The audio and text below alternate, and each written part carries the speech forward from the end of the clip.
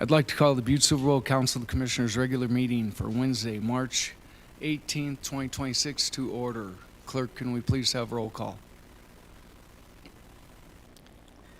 10 present, 2 absent. 10 present, 2 absent. Please note that Commissioner Fisher and Commissioner Callahan are absent from tonight's agenda. Commissioner Walker, could you lead us in the prayer and the pledge?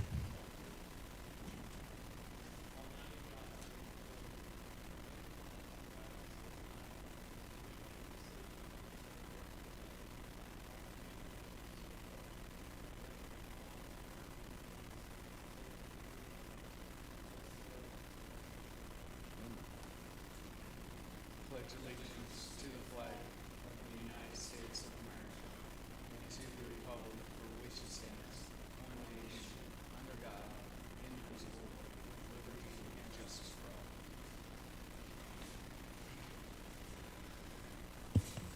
Next, I'll move on to any public comment on any item on tonight's agenda. If you'd like to speak on any item on tonight's agenda, please come forward, state your name, your address, and the item that you would like to speak about.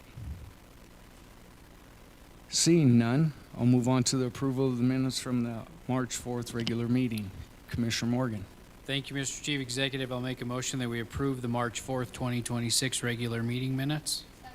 We have a motion and a second approving the March 4th regular meeting minutes. Is there anything on the question? Could commissioners please vote? And would anyone like to change their vote? Clerk, please record the vote. 10 yea, 0 nay. 10 yeas, 0 nay, motion passes. We don't have any items that are not addressed on tonight's agenda, so I'll move on to the Chief Executive's report. I wanted to say thank you to all the police and our public works and parks and everybody that worked so hard on yesterday's festivities. If you drove uptown today, you would never known that anything went on yesterday.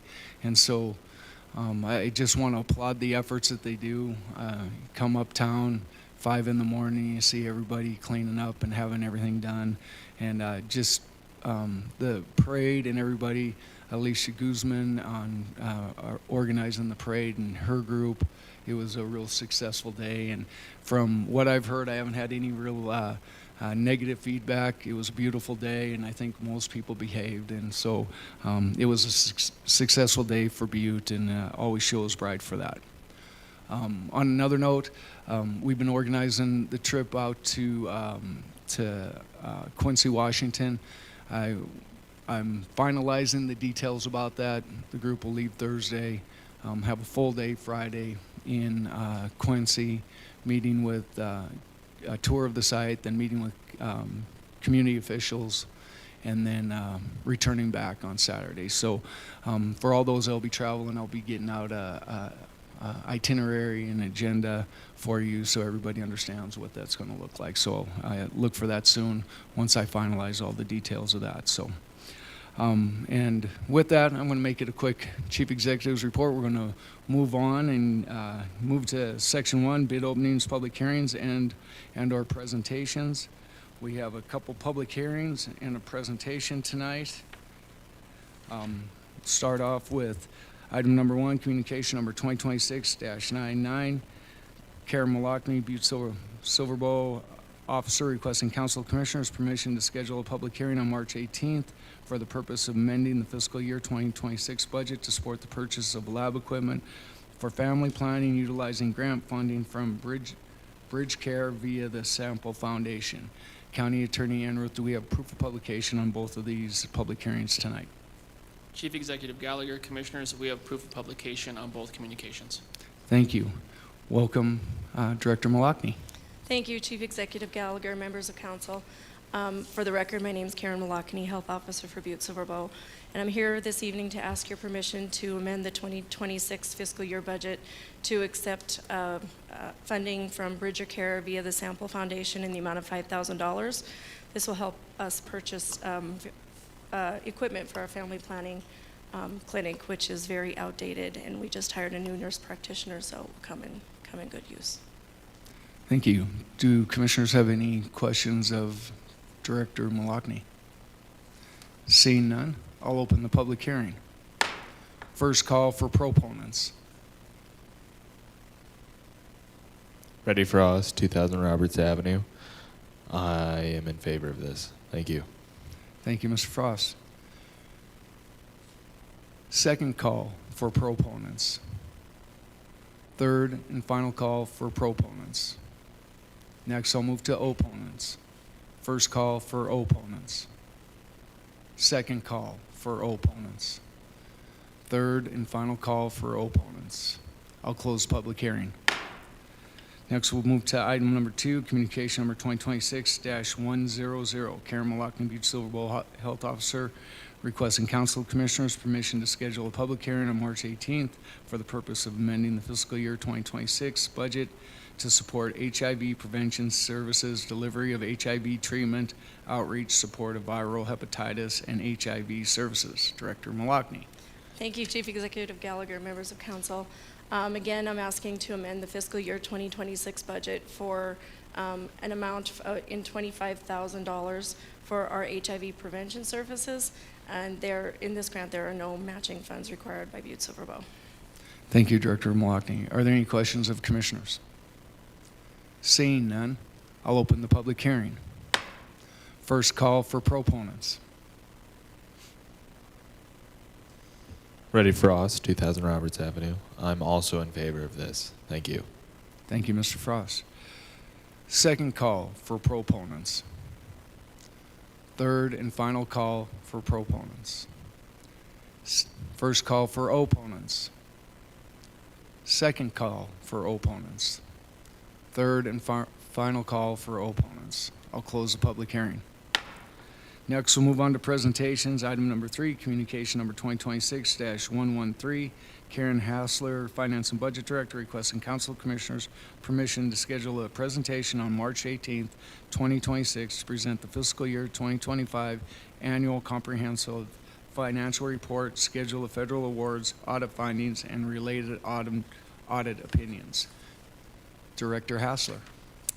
Thank you, Chief Executive Gallagher, members of council. Thank you for allowing us time on tonight's agenda to present to you our fiscal year 2025 annual comprehensive financial report and related audit opinions and findings from Newland and Company. So placed on your desk this morning or this afternoon is a very summarized packet of our financial statements. It's roughly 90 pages. Our full financial report is 400 pages. So this particular report starts off with our the pages. The numbering isn't exact. It's not 1, 2, 3, 4, 5, as they're excerpts from our larger report.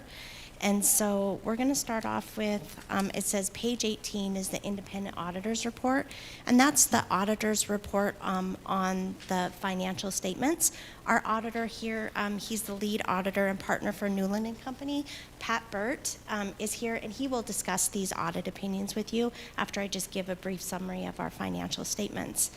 The next page that I would like to direct your attention to starts, it's page 36, and this is the management's discussion and analysis, or the MD&A as we call it for short. And this section of the financial statement summarizes the financial information and highlights any changes from the prior fiscal year.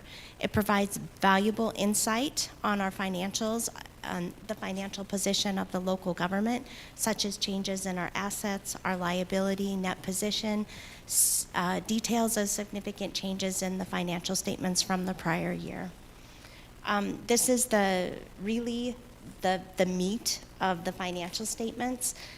The rest of them are all balance sheets and statements of net position and budget to actuals for all of the funds. This gives you the majority of the detail that you would need without diving into some of the other particular fund level information. So the first page, I should also mention that the MD&A has a lot of charts and graphs in there and comparative information for the prior year that helps the public or even yourselves understand in greater detail the changes from year to year, and it kind of brings into focus things that are of particular interest.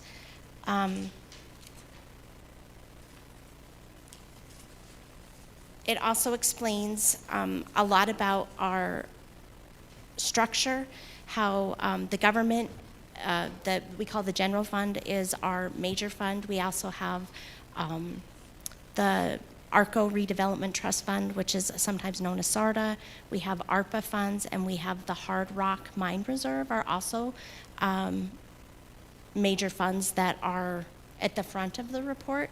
They those are considered statements, whereas non-major funds are considered schedules, and they're found towards the back of the financial statements. Those are pretty voluminous. We have a lot of special revenue funds that are not considered major funds, and other debt service funds, capital improvement funds, and enterprise funds. Those are towards the back of the full financial statements. And we will make those available in print once we get this all bound. Everybody will get a copy, and then we'll also have them available on the website once we get the final opinion letters from the auditors. The opinion letters that are in tonight's copy are just drafts. So then we move to page 79 is the beginning of the basic financial statements. The first statement that you'll see there is the government-wide statement, and this combines all of the activities of the whole government together. So it has all of our regular governmental activities, our enterprise funds. The only thing that we do is we exclude any intergovernmental business or transfers or transactions in these particular funds. There's the next page after that is the statement of activities, which lists all of the revenues and expenditures for the government-wide financials. After the government-wide financials, we have just our governmental funds, where I talked about our major funds, and then it also combines our non-major governmental funds. We have our enterprise funds, which is our business-type funds. Those are our water, metro sewer, landfill. Those are funds that operate more like a business, but we don't consider them business. They're just enterprise or business-like. And then we have our fiduciary funds. Those are funds that we report in our financial statements, but they're not our funds.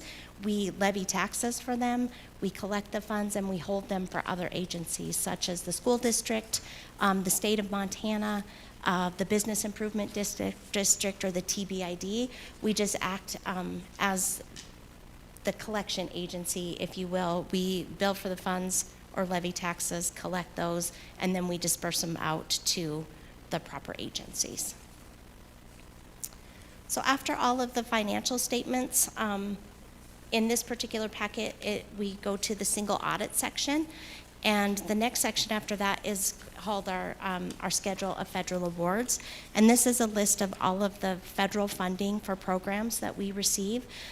We are required to put this in a report, and they all have very specific assistance listings numbers. And this helps our auditors determine which funds are considered major funds and which will require a separate audit of those major funds. Any assistance listing that has more than $750,000 requires a more in-depth review and audit by our auditors than, say, a fund that maybe only has $50,000 in funding received. So all in all, Butte-Silver Bow has been awarded $60,559,497 in federal funds. Cash receipts recognized were $8,473,000. Cash expenditures $15,823,000. The reason that the cash recognized is less than the expenditures is due to the ARPA funds, where we've been holding those funds and recognize them as unearned revenue until the point that they're expended, and then we recognize them as an expenditure and a revenue at that time. So after the schedule of federal awards, we have a couple of different auditors' opinion reports, which again, I'll let Mr. Burt talk to you about what conclusions they came to, what they found during their audit. And then we also have at the end, our office is required to respond to any comments or findings that Newland and Company has discovered during the course of their audit. And so after Mr. Burt discusses his opinions and those findings with you, I will discuss our management's response to those findings and comments. And after that, we will take any questions from council. Thank you, Director Hassler. So we'll move on to Pat. Are you ready?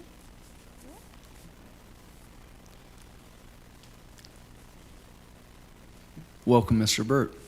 Thank you. My name is Pat Bird. I'm a managing partner and director at Newland and Company, and I'm the auditor in charge, as I have been for the last several years, of our audits. So, what I want to direct you to initially is page 18, which is our audit opinion. And this is what we call an unmodified opinion. And in our opinion, the financial statements referred to above present fairly all material respects.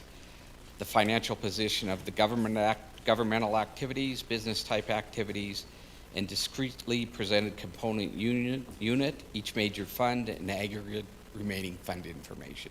This is what we call an unmodified or clean opinion, that your financial statements are fairly stated.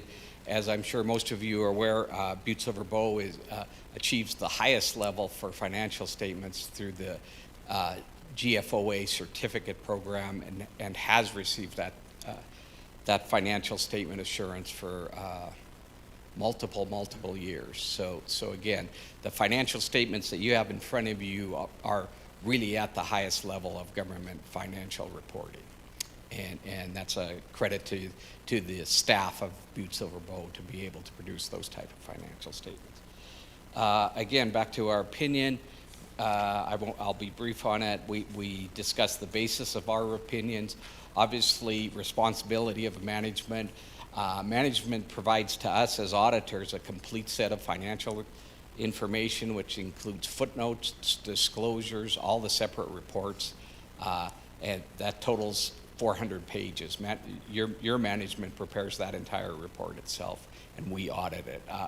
Kind of unusual because in Montana, because of the small size of local governments, there's not very many governments that are able to prepare that type of financial statement. The next, I'm on page 19, is a brief section on our auditor's responsibilities. And then I would direct you to page 20, which is our opinion on the schedule of federal financial assistance. And on this federal schedule that Karen just discussed, we provide an unmodified opinion on there, in that your federal dollars are fairly presented in fields. We actually have, when we get to the end there, we actually have no findings related to your federal financial assistance programs. We do have some findings, but none related to your financial assistance programs. So then I would direct you to the very back, which is after the schedule of financial assistance, under the single audit section. So again, unfortunately, it's not page numbered, but the section that says single audit section. And as again, this board is well aware, is that you have been able to utilize ARPA funds, and during the year ended, our audit procedures are basically on funds expended, and you had in excess of $15 million of funds expended.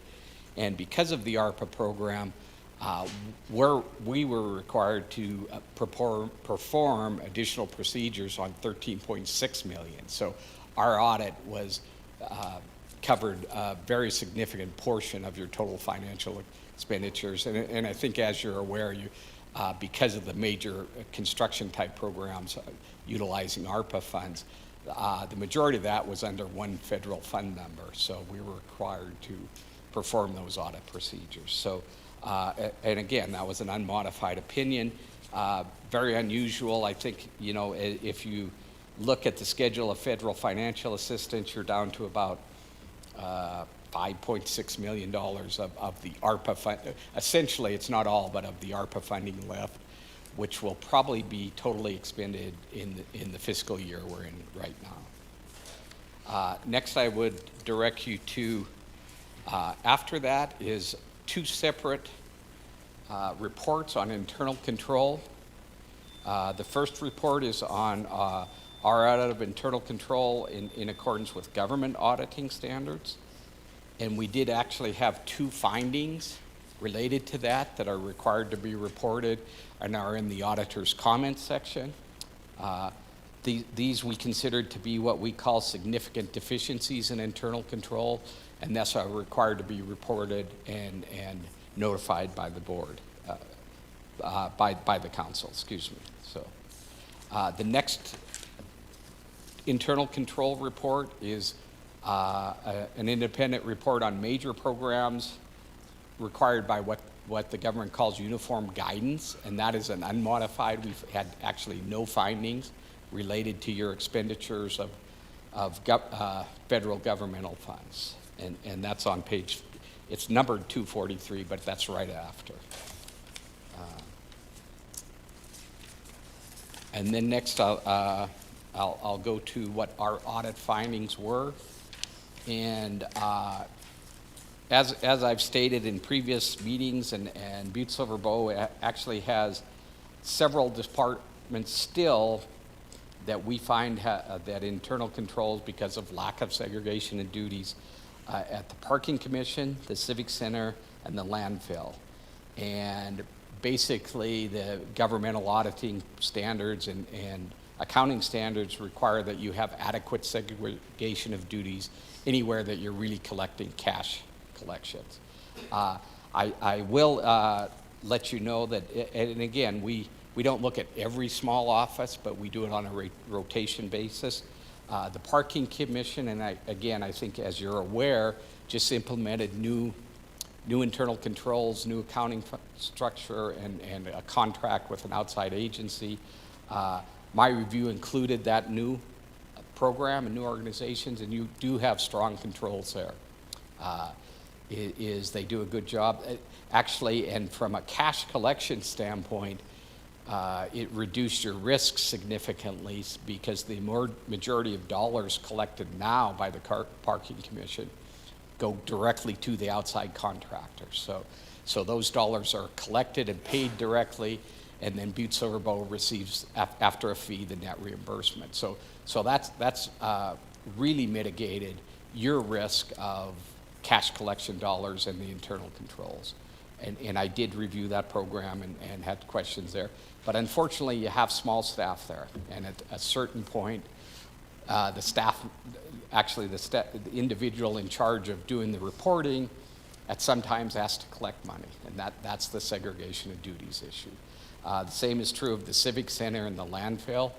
As part of our audit, and Karen can speak to that a little more, we know this is multi-year issues, and there's actually a couple of transitions in these small offices that we will discuss, and Karen has discussed, and I will look at, obviously, of trying to eliminate some of these final audit findings related to internal controls. And hasn't been done yet, but Karen and I have discussed as methods, how do we get rid, your question obviously is, how do we get rid of these comments? We see them every year. They're multiple, unfortunately, they're multiple year comments. I can tell you, if you go back 5 years, there were probably you had three times the amount of small offices that had internal control issues. So the government itself has worked very diligently to eliminate the majority of those findings and questions. And again, our recommendation is that Butte-Silver Bow investigate feasibility of improving internal controls over cash collections at outside offices. This is what we call a repeat findings. These three items were actually on there last year and in previous years, and we call that a repeat finding. That essentially there's still no change. And we are looking at, from a standpoint, I'm always glad to review internal control suggestions by your government and give you my opinion on an interim basis rather than waiting till the end of the year, till I come into audit. So we have had discussions related to that. The next item on the comment is again a repeat finding. And during our audit, we noted the immunization department does not reconcile billings, collections, and adjustments to the subsidiary account on a monthly basis. The control process does not allow for a complete reconciliation of monthly activity. In addition, the immunization department was unable to generate a subsidiary detailed report at year-end that reconciled to the amount recorded in the Butte-Silver Bow General Ledger. This is unfortunately an ongoing software problem that they've struggled with for a number of years, but it's again a multi-year audit finding that when we come in, the reports that are generated don't reconcile at the end of each month. So again, our recommendation is we recommend that Butte-Silver Bow implement proper procedures to reconcile immunization fees and related receivables on a monthly basis.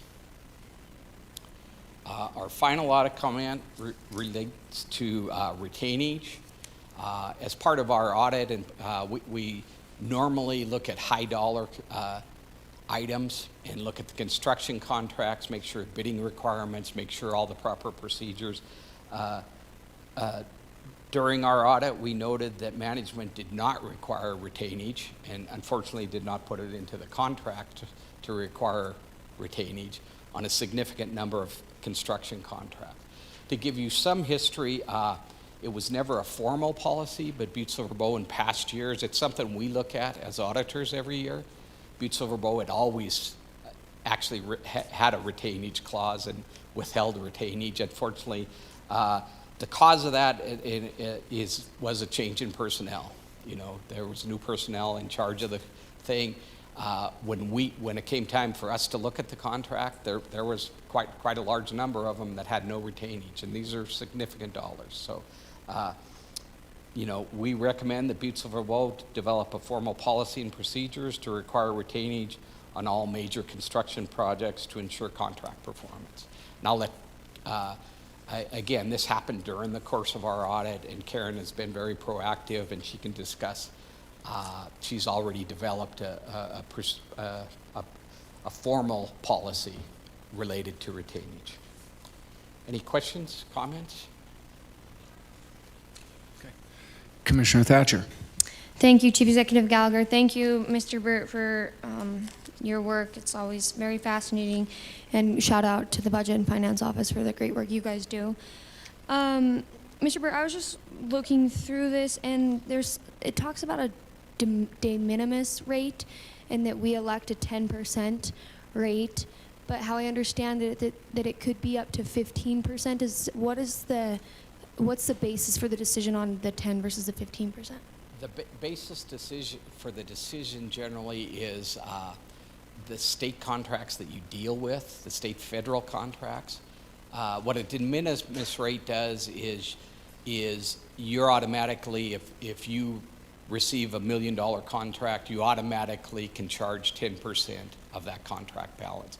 Unfortunately, quite a few of the grants that you receive give you an actual line item budget for salaries. Right. You know, it's not a majority of your grants come from the state of Montana as a pass-through. It's not something they generally put in. If you look at the individual grants that Butte-Silver Bow receives, the majority of them have line items for supplies, line items for expenditures, and that's the difference. One is a straight 10%, and one is these grants all have a budget for administration that is supplies, advertising, all those items separately. So it's just not common, would make everyone's job easier, obviously, but it's just not common for the state grants you're receiving and the federals to say, yeah, you have no budget, we'll give you an automatic, and that's what it amounts to, an automatic 10% of the grant award. Thank you, Mr. Burt. Any other questions of commissioners? Seeing none, thank you for your work All right. and the report. Thank you. Yeah, very informative. We'll bring Karen back up. Director Hassler. Thank you, Chief Executive Gallagher, members of council. I would like to take just a minute to talk about our response to the findings that were just discussed by Mr. Burt. The first is the finding 2024-01, the internal controls and offices outside of the treasurer. And again, this is a multi-year finding, and we've talked over the years about the risk and the benefit and potential costs of, hiring people to go out to the landfill and have one person collect the money and have one person prepare the deposit. And it wouldn't just be one person, it would be two people that would have to be hired because they have different shifts. There's only one day when there's two people there. The rest of the week there's only one, so you'd have to hire two people. And it's salaries and benefits at roughly, $75,000 times two, $150,000 cost to the landfill, when they're really only collecting about $10,000 in cash, because the majority of their revenue is based on contractor accounts receivable billing that go out at the end of the month, and then they pay by check.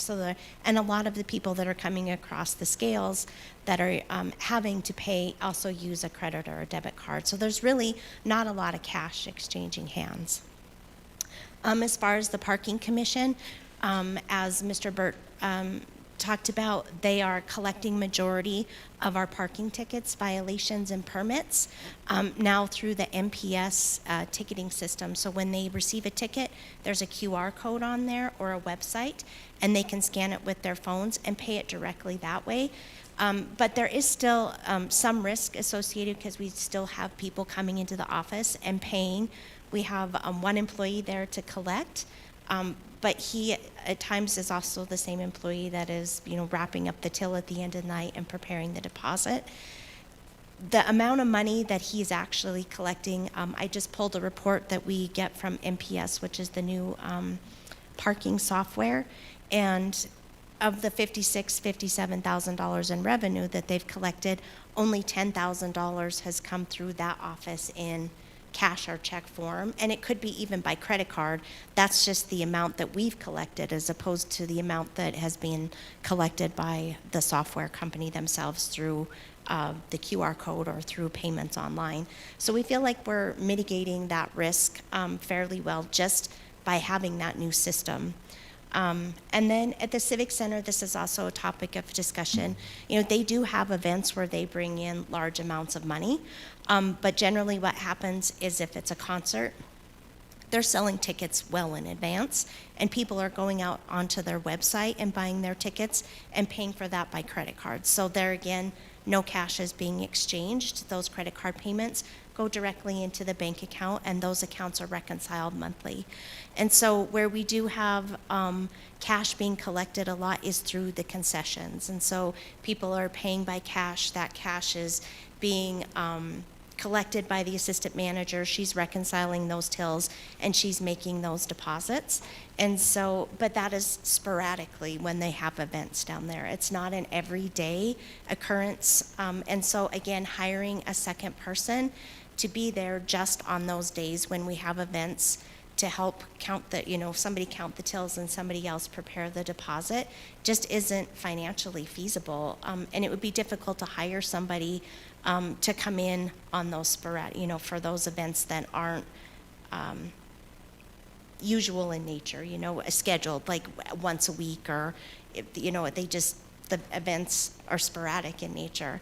So one thing that we did talk about is potentially introducing additional manager level reviews, and especially as we have some staff turnover in these managerial positions, that we're training the new managers and then also the people that potentially are coming on about the segregation of duties and how important it is, to have one person balancing tills and then a second person signing off, reviewing, and making the deposits for those. So trying to mitigate the risk just by implementing some new policies and procedures.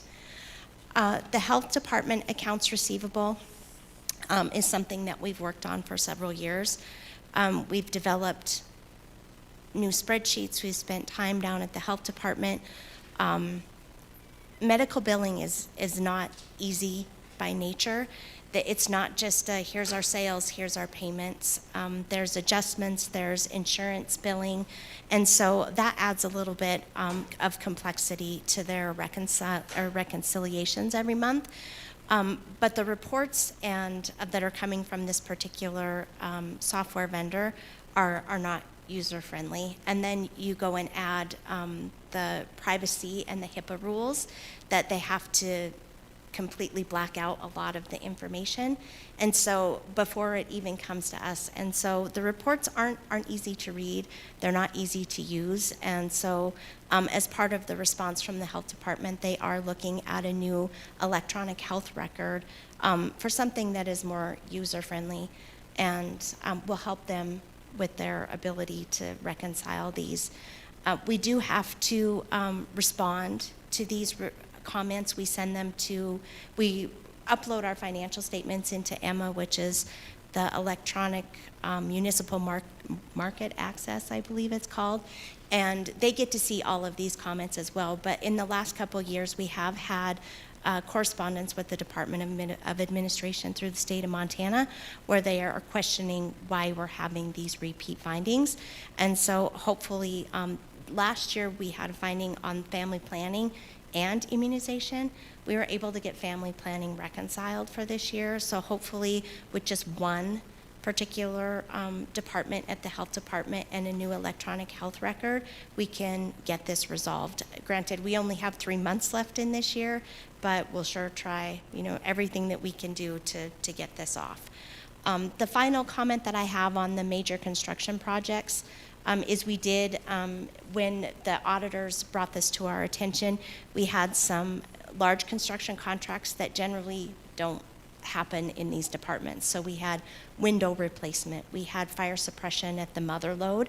Generally, our large construction contracts all come through Public Works, and they're accustomed to having that 5% retainage. So this was an oversight through the contract process and also through the pay application process. When they come before us, we review those, and nobody picked up that we weren't withholding retainage. So we have prepared a policy for retainage of all contracts that exceed $80,000. The reason that we chose $80,000 is because that is the threshold to go out to public bid, and it's also the threshold to withhold 1% gross receipts tax. So that should be a trigger in anybody's mind when we send this policy out, when they're creating their contracts, looking at construction projects, that if they have to go out and have a project that is publicly bid, and if they have to withhold 1% gross receipts tax, then it has to be in the contract language that they have to withhold 5% retainage as well. So that's the conclusion of the audit report and the findings and our management response. So I'm happy to answer any questions that council may have. Thank you, Director Hassler. Are there any questions of commissioners? Commissioner O'Leary. Thank you, Chief Executive. Thank you, Director Hassler, for the responses there. I see there's one comment here on the recommendation for the finding 2024-001, the cash related finding. There's a recommendation here that we might be able to use the services of the City County Auditor to assist in the segregation of duties. Can you just talk a little bit more about that, and if that's how that might work? Commissioner O'Leary, Director Hassler.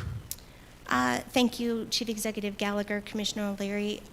Our auditor does do several independent audits and reconciliations of bank accounts that aren't related to the treasurer. We do have a couple of departments that have outside bank accounts, and she does assist in the reconciliation of those accounts. I don't know if having her reconcile the accounts and being part of the separation of duties would be feasible. Is that? Yeah, please, Mr. Burt. Mr. Burt. Yes. So just so that you're aware, actually, the the county auditor, because I've been doing this audit for a long time, has really significantly improved because of the individuals who's the actual reconciliation and audit procedures you do, bank reconciliation. She's become a crucial part of your internal control. But to answer your question, the real key there is it's really difficult because it's always after the fact. So you could assign that to the auditor, but short of her having to go down to the Civic Center or go there, that's where the control is the control. The necessary segregation is someone has to, who's not collecting the money, has to perform that second procedure. So again, it would be, Saturday, Monday, whatever is when the actual count, deposits are made, the accounting reconciliations are made. So probably not feasible to try and, and then we actually are start talking about 3 different departments too. So the real crucial control is having someone there who can do that on a real current basis. So. Thank you, Mr. Burt. Thank you. Any other questions of commissioners? Seeing none. Thank you for the report. Thank you, Director Hassler, Mr. Burt, for this report. The work that is put into this is, we summarize it in a short presentation. It wasn't totally short, but I mean, for the work that's put into it, it was short. And so I just want to thank you and your staff for the time and effort, and also for the department heads and staying and working hard within their budgets, because it takes a team to do it all. So thank you very much. Thank you, Chief Executive Gallagher. I would also like to thank my staff, particularly Danielle Wood. She's the Assistant Finance and Budget Director. I think, and I'm guilty of this myself, when I first came to the Finance and Budget Office, I had no idea that this entire 400-page report was prepared in-house. This isn't a program that is printed out of our accounting. This is an Excel spreadsheet. Every single number is typed in, balanced, and reconciled by hand. And it is during it's the most wonderful time of the year during Christmas, and everybody is at home with their families, and our staff is busy working on nights and weekends, and it takes a village. And I don't know how it would be possible without the hard work of every one of our staff members, and I can't thank them enough. Thank you, Karen. All right. Next, we'll move on to Section 2, Consent Agenda. A, Committee Reports 1 through 4, and B, Communications 1 through 27. Commissioner Morgan.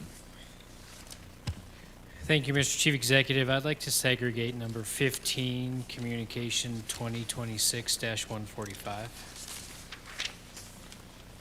That's item number 15, Communication number 2026-145. Are there any other friendly amendments and or segregations? Seeing none, Commissioner Morgan. Wow. Thank you, Mr. Chief Executive. At this time, I make a motion that we approve Section 2, the consent agenda, A, the committee reports 1 through 4, B, communications 1 through 27, with the exclusion of number 15, 2026-145. Second. We have a motion and a second to concur with tonight's consent agenda. Is there anything on the question? Could commissioners please vote?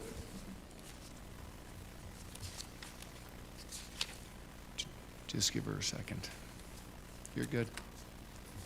Now, commissioners, please vote. And would anyone like to change their vote? Clerk, please record the vote. 10 yea, 0 nay. 10 yea, 0 nay, motion passes. Moving to item number 15, communication number 2026-145, Julia Crane, Butte-Silver Bowl Planning Director, requesting Council of Commissioners authorization to execute the updated scope of work and cross-reference with communication number 2026-76, cross-reference with communication number 2026-76, and place on file. Commissioner Morgan. Thank you, Mr. Chief Executive. After re-reviewing this communication, the recommendation should have been to concur with Communication 2026-145, cross-reference with Communication 2676 as requested, and place on file.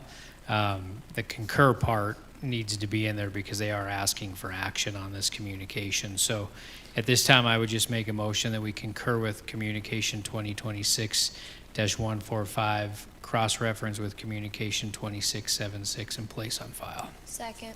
We have a motion and a second to concur with communication number 2026-145, cross-reference with communication number 2026-76, and place on file. Is there anything on the question? Could commissioners please vote?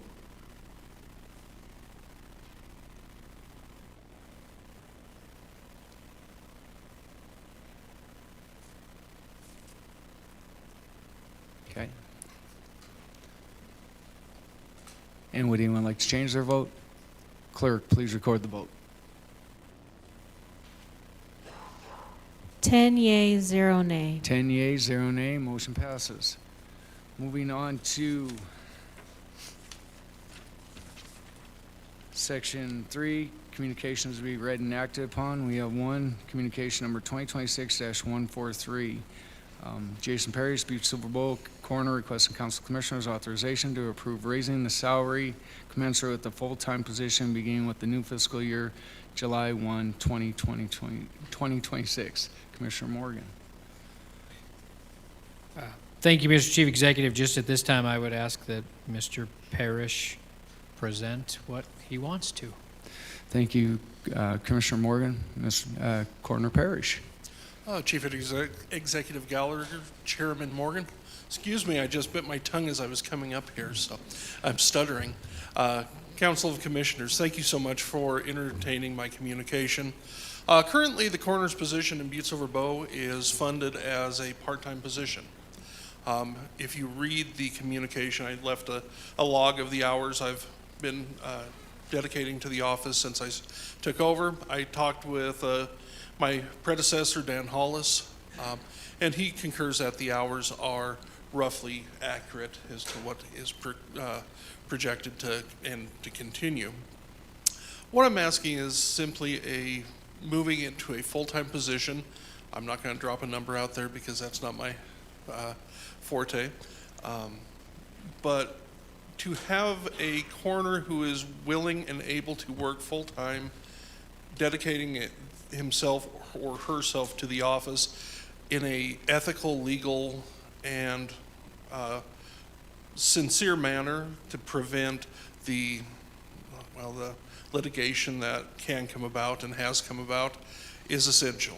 When you bifurcate your focus and having to work a different job to make up bills while you're also handling the coroner's duty, it can be a little disingenuous for your work. It is definitely exhausting. I've tried it. We've seen how well that worked. And others have tried it in the past, and it is one where it can be tiresome physically, mentally, and emotionally, but moreover, it makes it where you are not paying attention, or can.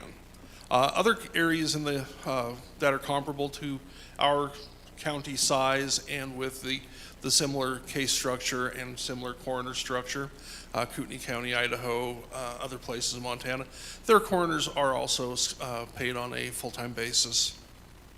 All I'm asking is, and this is in my interest, definitely, but for those who come along after me, I want to make sure that this office stays strong, that we are not bifurcating our vision, and that we are not exhausting our people to the extent that working 24/7 already, you don't want to have to look at another 20-hour job, 30-hour job to make up. Just a little something to assist us in making sure that as the coroner's position and coroner's office is growing, and you'll see a presentation coming up about where we're moving on next week, we need somebody who is willing and able to stand there and fight where we need to fight, be caring where we need to be caring, and not be worrying about, if there's too much month at the end of the paycheck. So That's the best I can give you at the moment. Thank you, Coroner Parrish. And I will say that Jason and I have had conversations about this. I think that coming up into the next fiscal year budget, that I would advocate for the 7. We didn't have this in this year's budget. It would be hard to make that adjustment now. But I do think that based on what we've seen in the past, the situations that have happened, and as we talk about some of the legal implications of the position the coroner takes on, I think it's probably time that we do treat this position as a full-time professional position. And so from my standpoint, I think it's a good move for the county. So Commissioner Morgan, did you have a question? Thank you, Mr. Chief Executive. This isn't really a question, but kind of a statement, I guess. So I know the communication that's before us is asking us to approve raising the salary, but I think the proper way for this to happen would be more for a budget type of question where we would have to put the money into the budget. And just trying to think about that process, I have a couple of questions. One, I would think that the chief executive would put it in the preliminary budget and then it would be transferred to the council to go full adoption. Because as we all know, any elected official's salary is defined by a resolution that this body would go through and adopt. And so I think if I'm understanding that correctly, that's how that would go. This has been a position that I've always questioned how it was in that part-time capacity, just because of what you guys do or what everybody in that position has done. I mean, timing-wise is kind of the essence. Couple of things that I think we need to look at. I did reach out to our HR director just to see if there was a salary comp that we could go through and adjust, and it looks like, based on the other elected positions, that if you take the salary that you're currently at and double it, that would match up with the rest of the elected officials' salary. So that's probably something that you would be looking at. One question that I do have, and again, I don't know who to ask this to, but being that this position was an elected position that the individual signed up for knowing what the position was and paid, is it possible to change it mid-stroke after accepting the position? I just don't know if that would change the scope of the job, for an elected position, if it would allow another person to run for the position, knowing that it was a full-time position rather than part-time. I just don't know if that is something that we need to consider as a body, as we move forward. I did look at the charter last night to try to see if it was defined in there that it was a part-time position, and it's not in there as a part-time position. So there's no charter change that would have to go through it. It strictly is a financial thing. But there's just things like that that I think we need to kind of work through, as we start making these decisions on what to do. Because I'm concerned that if somebody can get elected to this position and then just come in and change the scope of it, right in the middle of it, what would present the council to say, we want to be full-time instead of part-time, which in the charter it might say that they're part-time, but how would we adjust their salaries to do that? And I'm just afraid of that we'll be setting a precedence on it. So a couple of things just to consider. Again, full support of it. I've always questioned this. I just want to make sure that we're doing it right. And I appreciate you bringing it forward for sure. Commissioner Morgan, I think that brings a good question. I think that, we probably should also contact the state elections office to make sure that, because we're changing potentially the salary, and that have allowed other people, and that's, I'm totally supportive of Mr. Parrish here and was where he's at, but does that change, and would that have allowed somebody else to enter into that? I think that's a question we're probably going to have to ask the state on that, because it does change the at least the financial picture of what that is. And so I think there's some questions to be asked. So this is not a bad time that you're up here at least presenting this to us so that we can answer those questions. Are there any other questions of commissioners? Commissioner Shea. Thank you, Mr. Chief Executive. I'm wondering if Director Hassler or Director Worm has any information about why this was in, it's been in the budget resolutions as 0.5 rather than full-time 1.0. Commissioner, And if yeah. I saw you shaking your head, so Yeah. you want to come to the mic Commissioner and say no. Shea. Director Hassler, I don't know if you have any insight. Just because you specifically asked, I don't. It's always just been we have our elected officials pay, and it's been at half of a regular full-time elected official. So I don't. The only thing that maybe I can say is, our full-time elected official people have offices at the courthouse. They're available 8 to 5, and I think that the coroner's position was considered an on-call position and wasn't, spending a regular time in an office, much like the rest of our elected officials. But that's my assumption. I can't say for sure.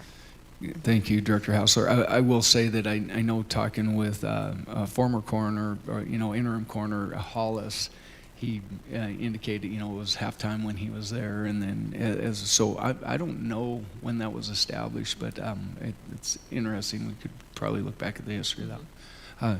Commissioner O'Leary, I'm sorry, a follow-up, Commissioner Shea. Thank you, Mr. Chief Executive. I'm wondering, I'm sure that Director Hassler could probably answer this, or I could look, what the budget is for deputy coroners. Because I do know that we had relied in the past, so the coroner received their salary, and then there were deputy coroners that were regularly dispatched, and I know they were also paid. So thank you for pulling that budget book out. Commissioner Shea, Director Hassler. Chief Executive Gallagher, Commissioner Shea. It's what we call a bucket of funds, where it says it's 1.0 FTE, but it could be any number of deputies, because I think over the years you have people who say, oh yeah, I'll be a deputy, and then they might work a shift or two, and then they're like, no, it's not for me. So we've had several, and so they're paid an hourly wage for the hours when they're called out or on call, but there's no, the amount even that we have, I want to say it's like $3.50 an hour for on-call pay, and it's been that way for several years. I think that there was an increase in that pay, which I know everyone says that's not minimum wage, but it's not. It's like an on-call stipend. Yeah. Thank you, Director Hassler. One more follow-up, Commissioner Shea. Yeah, that's probably why they didn't come out, honestly. I think, for me, this is an equity thing with the other elected officials who are similarly situated. They're on a salary. Are they available 8 to 5? Sure, probably, maybe. They don't have to be, though, if they're elected. There's no requirement for that. I think that this county, city county, with the things that have gone on in the past related to the coroner's office, I think we're in a great position to have an interim who is committed, and the data that was provided really helps me, kind of make up my mind. And I think that if we are to be fair to the work that is being done by the current coroner, I'm not saying that this is something we should do, but I think an hourly rate is more appropriate for the work that Mr. Parrish is doing than a half-time salary. And I don't know how we, obviously we'd have to look at where we would get funds for that and where we would pull funds and make that happen. But those are just my thoughts on the subject. And I know there's a lot to being a coroner. I was very shocked to hear all of the things and all of the compliance that goes along with being a coroner. And I do appreciate that education as Mr. Parrish was applying to be the coroner. I think if we want to do the right thing, I think we need to just do the right thing. I would have assumed that maybe some of the folks who were interested in filing for that office may have filed for it already. But yeah, I just think it takes a special person to be a coroner. And yeah, I get that it's elected, but I think commensurate with the other elected officials, I think we really need to look at making it right as soon as possible. Thank you, Commissioner Shea. Commissioner O'Leary. Thank you, Chief Executive Gallagher. This is a question for Mr. Parrish, if I could. If this position goes to a full-time role, do you envision any kind of change within the coroner's office as far as deputies, the need for deputies, and how they would respond versus how you would respond as a full-time coroner? Commissioner O'Leary, Coroner Parrish. Chief Executive Gallagher, Commissioner O'Leary. Honestly, let me first of all say that my deputies are amazing. I could not do this without them, and what they get paid is something we're going to address later. To just backtrack a little bit, they get $3 an hour for on-call. If they get a call out, it's $50. And that doesn't, it could be a 1 hour call or it could be a 5 hour call. Because there's some investigations that are just going to take a lot of time. And then there's transport costs. If they're taking a decedent to the crime lab in Missoula, they get $125 for their time. And that's back and forth, plus if they are going to observe the autopsy. So that's not a lot of compensation for what they do. As far as how I will change using them, right now I work Monday through Friday, well actually Saturday or Sunday from 1700, so 5 o'clock in the afternoon, through Friday at about 1700, where I have a deputy who takes the weekend for me. Doesn't always happen. Sometimes my deputies need time too, obviously. And in fact, this last weekend, I doubled my shift for them and made sure that they were able to spend time with their grandkids. We work together as a great team. We tag team everything, so I will just make sure the only thing that's going to change is my advocacy to try to get a better wage for them and make sure that they have the support they need, both in terms of financial equipment, PPI, and emotional support, because we do see some traumatizing things, and we really appreciate our counseling services provided. So, thank you, Mr. Parrish. Are there any other questions of commissioners? Commissioner Gerbrandt. Yes, Chief Executive Gallagher, and I'm not sure who to address this to, perhaps to our legal assistants. We commissioners cannot work for the city county, right? It's prohibited, and I'm wondering whether that's the case for other elected positions. Now, I know that Mr. Parrish used to work for the county, but no longer does, I think. But just in general, how does that apply for other elected positions also? Commissioner Gerbrandt, County Attorney Enruth. Chief Executive Gallagher, Commissioner Gerbrandt. Specifically in the charter, certain elected officials are precluded from holding other elected offices or offices within the county. So the Council of Commissioners is specifically one of those because of all of the issues that you guys deal with within the county. Chief Executive Gallagher is one, I am one as well. The coroner was not one of those specifically prohibited in the charter from holding both positions. And it's due to the basic conflict of interest that can easily occur if a council member is also in budget and finance or somewhere there, because those are you're the decision-making body, you are the legislative body. Chief Executive Gallagher is executive, I'm judicial, and so that's where you get those overlaps. But no, the coroner was not one of them.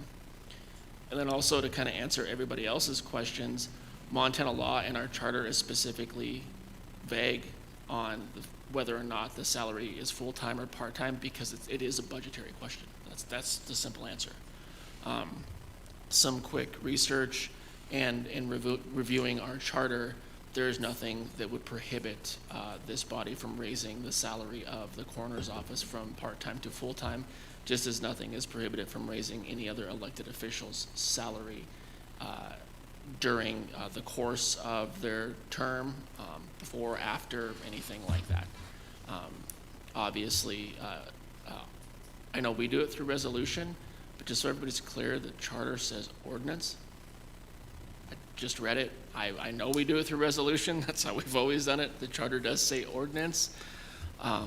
But I do think that it's a budgetary question, and that's it. And I do think we can call the state if we need to. I think we're going to get the same answer, that there's nothing strictly prohibiting it, and it's intentionally vague to allow counties, particularly like if you look at rural counties, they might have a full-time elected county attorney whose salary is set by statute, but you don't need a full-time coroner because you're a small county.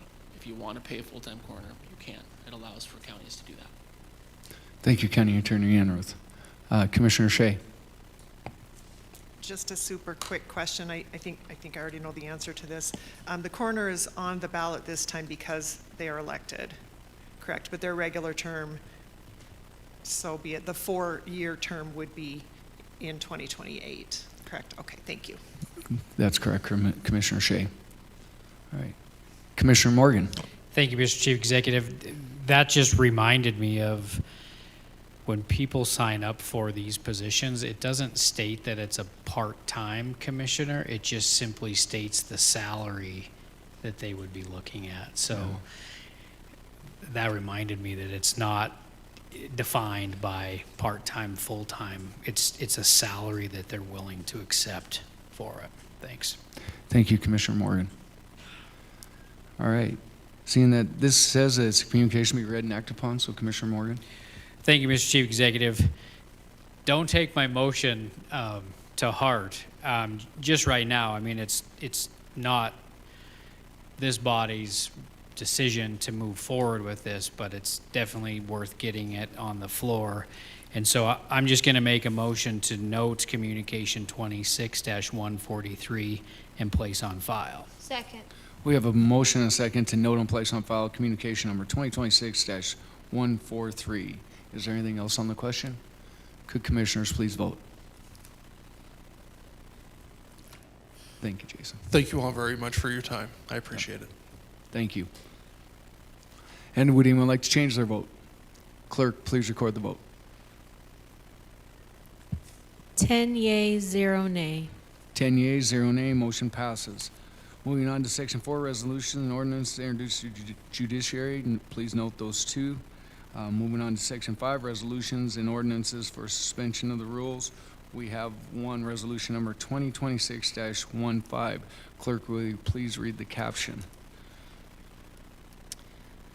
Whereas the Silver Bow County Attorney has requested prosecutorial assistance in the case of State versus Jerry Haxby, and whereas it is desired and deemed appropriate that a special deputy county attorney be appointed to assist the prosecution of the aforementioned case, and whereas Montana Code and 44-4-111 authorizes and contemplates that the training coordinator for the county attorneys and the Bureau Chief of Prosecution Services Bureau, together with the deputies within said bureau, act as special counsel on request of the county attorney and upon the approval of the Board of County Commissioners, and whereas Montana Code and 2-15-5016 authorizes the Attorney General to provide assistance to county attorneys in the discharge of his or her duties.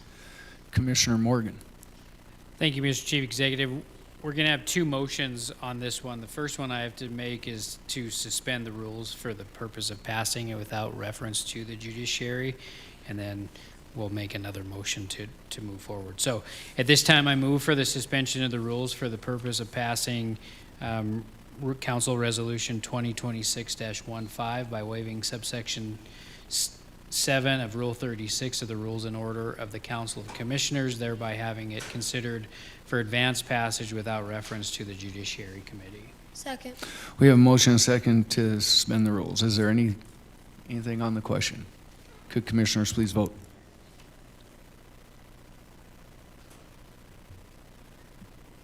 And would anyone like to change their vote? Clerk, please record the vote.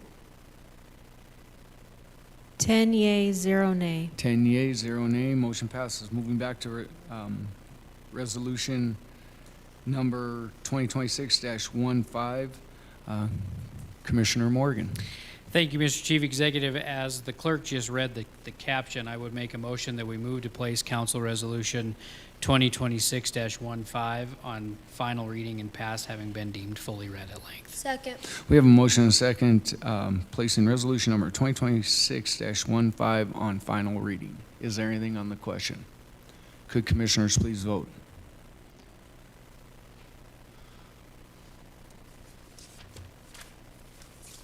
Commissioner O'Neill, okay. And would anyone like to change their vote? Clerk, please record the vote. 10 yea, 0 nay. 10 yea, 0 nay, motion passes. Moving on to calendar and other meeting and events, please note the dates and times of all of those.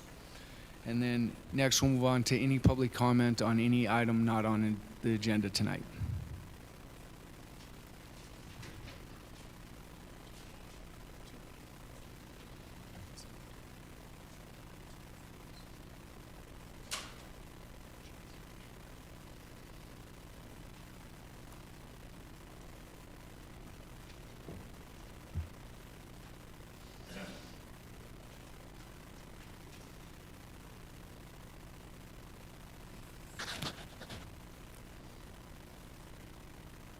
Chief Executive Gallagher, members of the council. My name's Evan Barrett.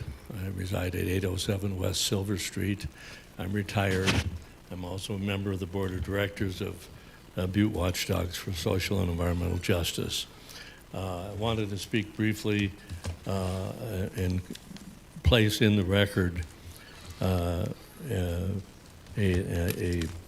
guest column that appeared yesterday in the Montana Standard, that the title of which is "The Data Doesn't Add Up. SABE Data Center Job Predictions Are Significantly Inflated." It's a very informative thing, and as you all move forward on making decisions about what to do about data, including the trip out to Quincy, the more information we have, the better the information is, the better the decision making. This is written by a person who has gone through a significant additional education that deals with quantifying job data, and actually is quite informative.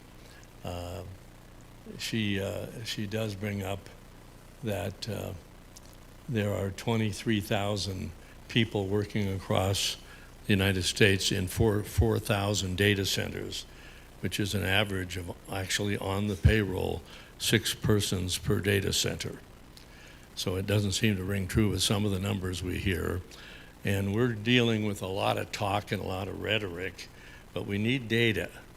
And consequently, I recommend that you take a look at this thing. It talks about maybe 20 permanent, and we know that the ad hoc committee has 20, it has 40, you know, there's a lot of different numbers floating around. So I recommend you I'll submit this to you for you to take a good close look at and see how she talks about how there are ways to get this, including getting payroll records and having personal information redacted, like person's name and social security number, so we see real stuff. So this might be useful to read and consider before you go out to Quincy. On the Quincy thing, I'd like to recommend this. I'm glad you're going out there. I remember going out there with ASME. We took our own car and 4 of us got in it and went all the way out there just so we could take a look at the situation. It's always good to see that. But I would recommend that you think about reversing the trip and making sure that SABE comes before this body in this room and answers questions, make a presentation. But also that they be put in a public forum where they can answer questions of the interested public. The thing that was at Tech a month ago, was not well constructed for that. I stood at the table and asked questions of the Sabi folks. Nice meeting, but I think it would serve the purpose of doing it out in the open for transparency. Thank you. And I'll distribute these. Thank you, Mr. Everett. You can leave them there and we'll distribute them if you want, however you'd like to do that. Thank you. With that, I want to, before we adjourn this meeting, is there any other public comment before we adjourn? I've got some sad news that was sent to me as we were in the middle of the meeting tonight. Today we lost a legend in Butte. Don People Sr. passed away this evening. And I'm just, you know, he's been a mentor, a friend, a leader of this community for years and years. And so we lost a true legend in our community. And so prayers to his family, to all those that are impacted by this loss, but we truly lost a true legend today. So with that, I hate to end a meeting on such a somber note, but it needed to be noted. So with that, I would take a motion to adjourn. Second. We have a motion and a second. All in favor, signal by aye. Opposed?